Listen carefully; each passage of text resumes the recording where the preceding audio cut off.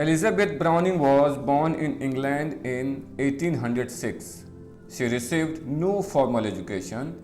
She read widely at home and was well versed in the classic. It was because she was plagued by health problems and spent much of her life inside the family home. She got married with a fellow poet, Robert Browning, in 1846. She was one of the most recognized poets of the Victorian era. She died in 1861 in Florence, aged 55. Are her notable top 5 works are How Do I Love Thee, The Runaway Slave at Pilgrim's Poet, The Cry of the Children, Lord Walter's Wife, and A Musical Instrument. The poem A Musical Instrument by Elizabeth Browning is a 7-stanza poem that is separated into 6 lines. The poem has its mythological background. It is very necessary for one to know its background to understand the poem completely. In the very first line, the speaker talks about great god Pan. The character is the main subject of the poem. He is the god of wild flocks and rustic music. He is often depicted with a 7-part of flute as goddess Saraswati depicted with veena. According to mythological record, it is said Pan fell in love with wood nymph Syrinx.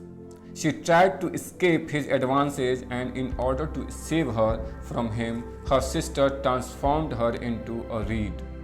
Pan got upset and troubled by this, as he was unable to figure out which reed she had become. Now, the poem is about that, whether he succeeded to find her or not.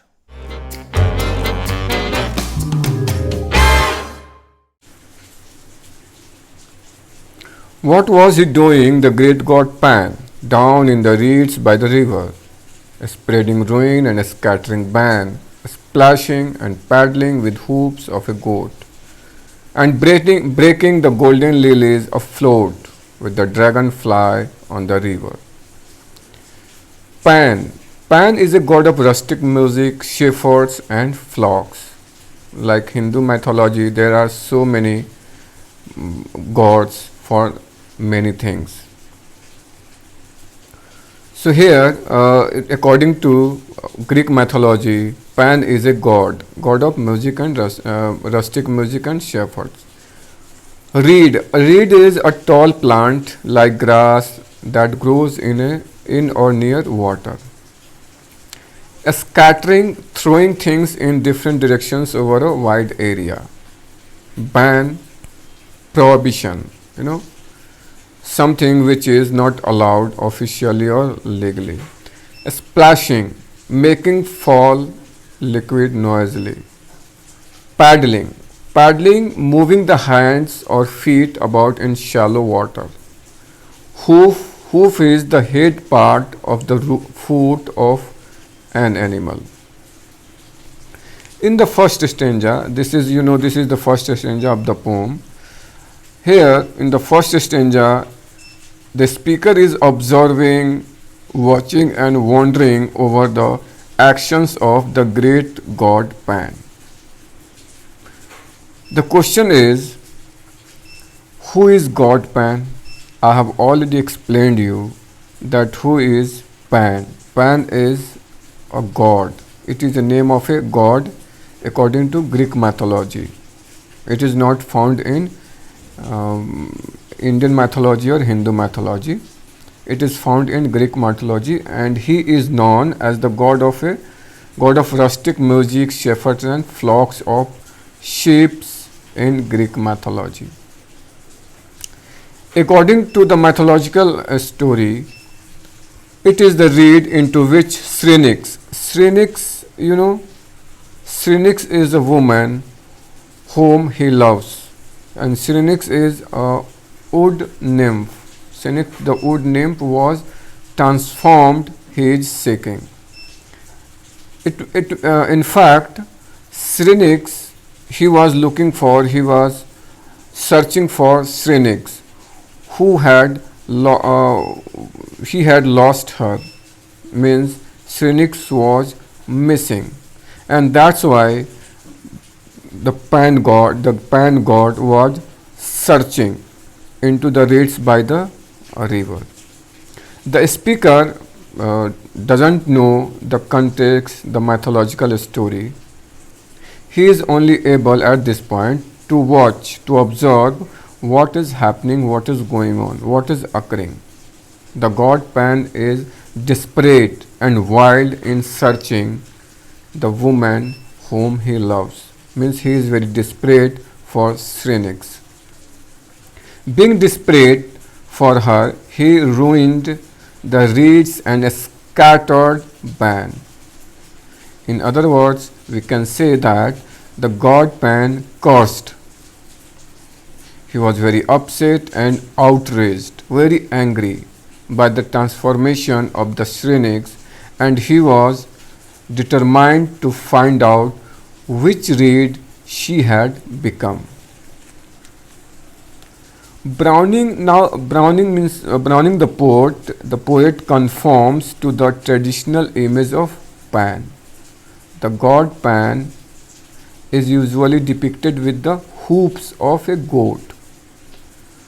Hooves, I have told you already that hooves is a head part of a foot of an animal, and his upper part, means the upper part of the god, of the Pan god, was of a man. You can see in the image. So this is the image of Pan god. See, there is his legs were of a goat. In this form, he is able to do more damage to the plant life in the water, especially golden lilies, and scaring off the dragonfly. Means all dragonflies were scared of him, and those dragonfly were flying all over the river, and golden lilies were floating on the surface of the water. So he was breaking all golden lilies which was floating on the water surface. The first stanza can be concluded that Pan god was very desperate and he was searching madly for his love Syrinx, and for it he was damaging everything in the river.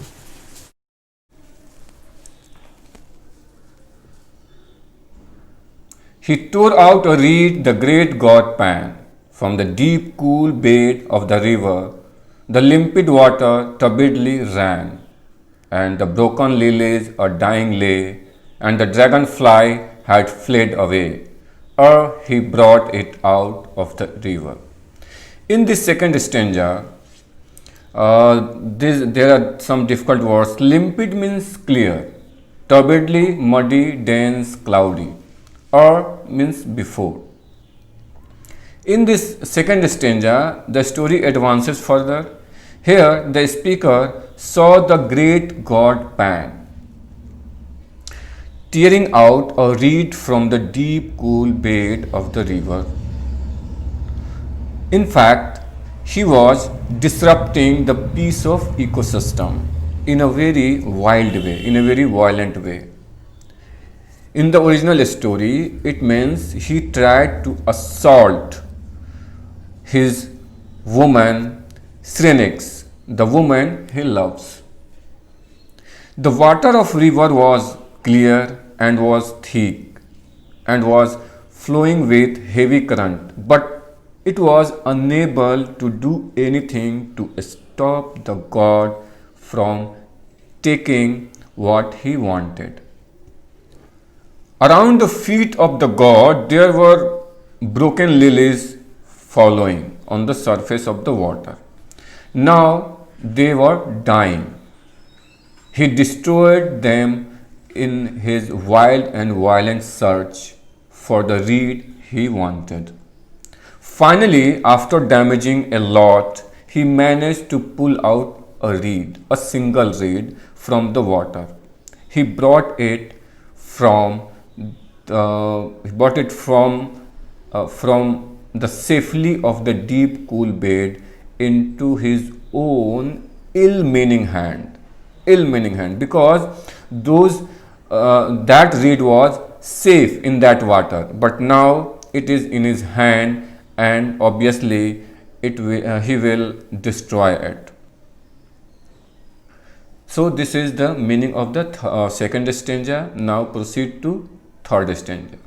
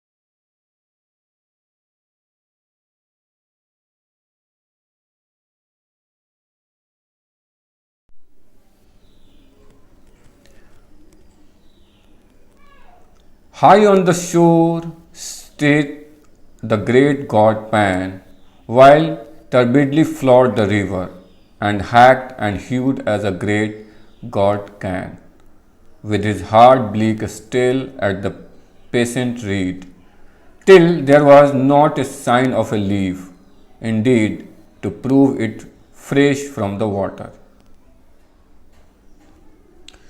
Limpid means clear, turbidly means muddy or dense, cloudy, or before, hacked, rough cut, hewed, cut down, bleak, cold, unpleasant. In the third stanza, the speaker describes how Pan moved from water of the river to its bank, to the bank of the river. He sat there with some relaxation. Why? Because he had taken out a reed. That's why he was feeling some relax. And at that time river was flowing clearly, and it was flowing below him.